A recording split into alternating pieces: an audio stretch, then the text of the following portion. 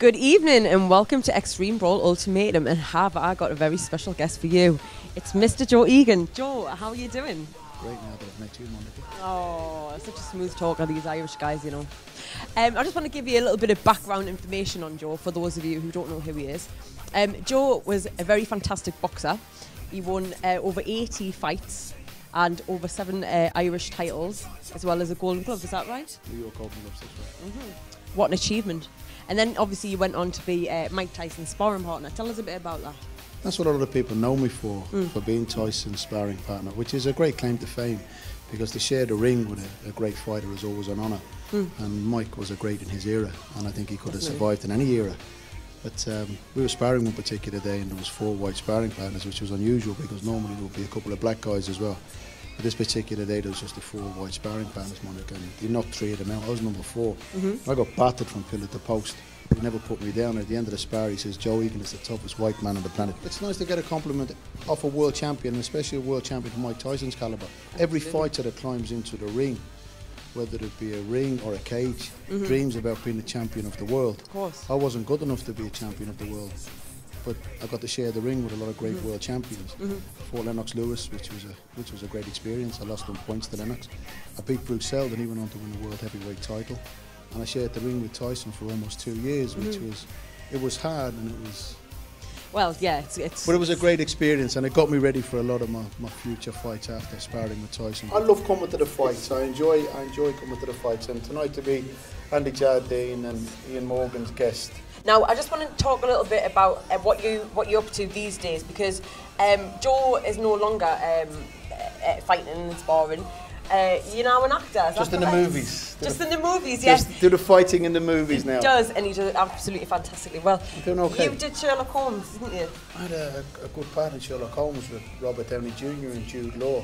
I went along originally to do a fight scene with Robert Downey Jr. who's playing Sherlock Holmes. I went along, I did the casting, got the part as playing a character called Mac Murdo, and met Guy. Got on fantastic because he's a big fight fan. Yeah, well, he loves his British gangstery type. Well, he likes boxing, and he likes cage fighting. He was recently at the UFC, I think UFC 120 in London with Jude and Robert, because they're getting ready to do Sherlock Holmes 2. But he enjoys the fighting, and he enjoys being around fighters. And he's a very, very nice man. And we hit it off straight away, and then it turned out that he didn't want me getting beat up in his movie, and he gave me a different scene in the film. And then it makes my mum and my dad and my friends and my family so proud. Oh, that's nice. Yeah, that's really nice. 7 or 8 films out at the moment. There's 2 came out last week, actually. Oh, really? Yeah, Dead Cert came out last week. I get killed and knocked out in that film.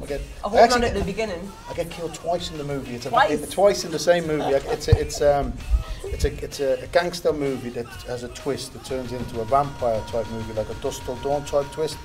And I'm playing the part as a London underworld gangster who gets into a brawl, gets bitten by a vampire, so I get killed and turned into a vampire. Then I turn on my own East End London gangster team. Wow. I turn on them, and then I get killed again as a vampire by my own people. So I get killed twice, but it's a good film. I love a good vampire film, so that is definitely one I'm going to have to see. Now, let's talk a bit about the MMA fight that you're here to see tonight. I'm looking forward to it. This isn't the first time you've been to an MMA event, is it? No, I've been to a good few UFC and MMA events. I've sat in the audience and I've watched, but to get, like I said, an invite by Andy and Ian tonight to be as an extra guest rather than just being as a viewer in the audience, to come along, to be ringside, to do the likes of this interview, it gets you up close and very personal, which is nice, because I love all fighters. I think being a fighter is being part of a big family, whether it be in a cage or a boxing ring. It's controlled. It's an environment that I'd encourage any young man or woman to be involved in, whether it be in the cage or in a boxing ring. And I love being part of that. I always say fighting, whether it be in MMA or boxing, gives you first and foremost self-respect, and it gives you respect for another person. And that is a big, big word in everybody's vocabulary, respect.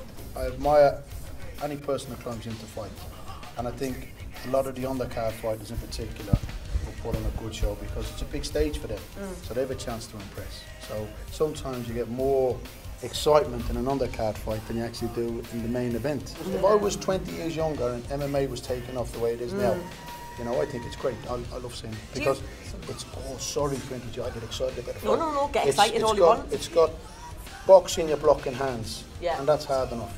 Yeah. MMA, you're blocking elbows, punches, knees, kicks, you know, and the stranglehold in particular. Yeah, that's you know, I've watched some great fighters being took out by a stranglehold. All right, that is all we've got time for now. I could sit and actually talk to you all night, Joe, I really could. But I just want to know, what do you think of the Extreme Brawl brand, just quickly? Fantastic. It's a lovely brand, it's a good logo. Yeah? And I think it's a show?